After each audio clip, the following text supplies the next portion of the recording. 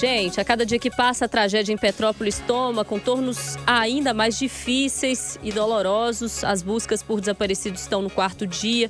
O número de mortos não para de subir. A Itatiaia está lá na cidade. A repórter Diana Rogers fala ao vivo com a gente agora de lá.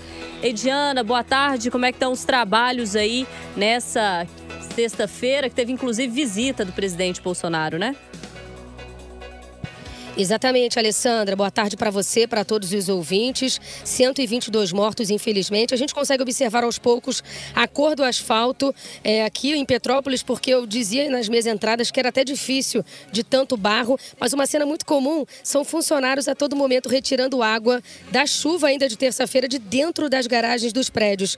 E como você bem disse, Alessandra, a gente acompanhou a visita do presidente Jair Bolsonaro, que sobrevoou hoje de manhã a cidade de Petrópolis, atingida por um forte temporal na terça-feira. Ele falou por volta das 11 horas da manhã com jornalistas após ele sobrevoar a cidade.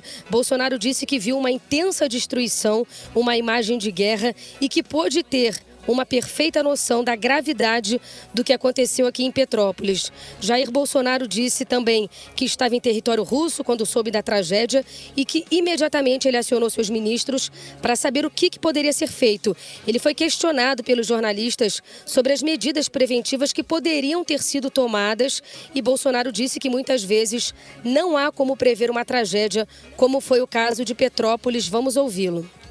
As medidas preventivas são previstas no orçamento.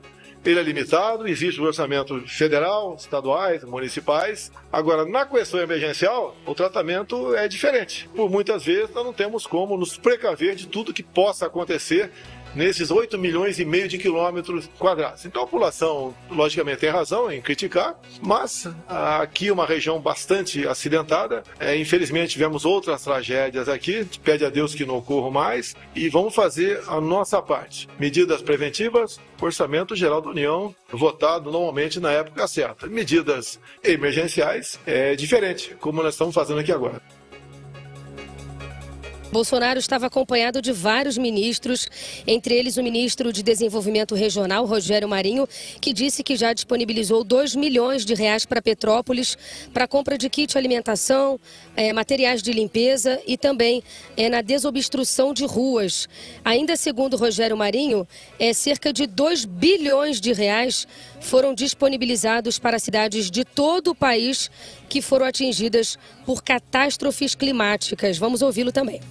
Nós já recebemos aí a primeira medida provisória de mais de 500 milhões. Na próxima semana chegará uma outra de 500 milhões. Então nós temos aí, só no nosso ministério, mais de R$1 bilhão disponíveis para ajudar a cidade de Petrópolis e as demais regiões de outros estados brasileiros que foram acometidos também por catástrofes climáticas. Isso acrescido dos 700 milhões aqui do Ministério da Cidadania e 500 milhões da infraestrutura, são mais de R$2 bilhões disponibilizados no governo federal, no final do mês de novembro até agora, mostrando inclusive o nosso compromisso de apararmos essas populações que foram vitimadas por essas catástrofes, para que nós possamos planejar inclusive de que forma vamos proceder à recuperação da cidade e da região.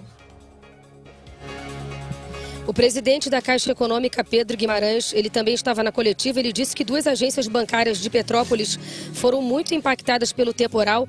Uma das lojas, no Alto da Serra, cedeu e quase matou 50 funcionários da Caixa. Ele disse também que um caminhão da Caixa já está aqui em Petrópolis para atendimento às pessoas, já que essas lojas foram danificadas. Pedro Guimarães disse ainda que 50 cidades do país já estão com liberação do FGTS.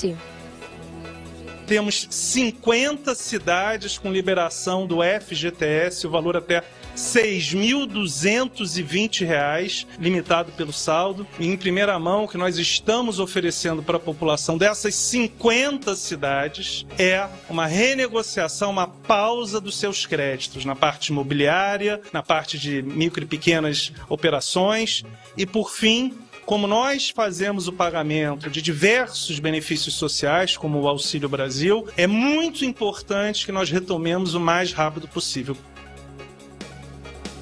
O governador do estado do Rio, Cláudio Castro, disse que vem sendo cobrado, principalmente pelos jornalistas, a gente realmente vem falando bastante sobre isso, sobre aumentar o número de agentes, trazer mais pessoas para trabalhar aqui em Petrópolis.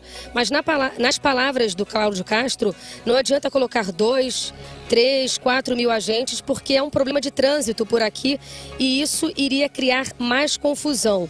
Cláudio Castro disse também que está seguindo a equipe técnica dele e que a quantidade que tem aqui já é o suficiente. O comandante do Corpo de Bombeiros finalizou, o coronel Leandro Sampaio, fazendo um apelo para que a população em áreas de risco saiam de suas casas, pediu para a população confiar nos bombeiros e afirmou que 41 cães farejadores serão trazidos para ajudar nesse trabalho aqui de busca, de salvamento em Petrópolis. A gente reforça, né, Alessandra e Júnior, 122 mortos até o momento nessa tragédia. No Instituto Médico Legal tem 120 mortos.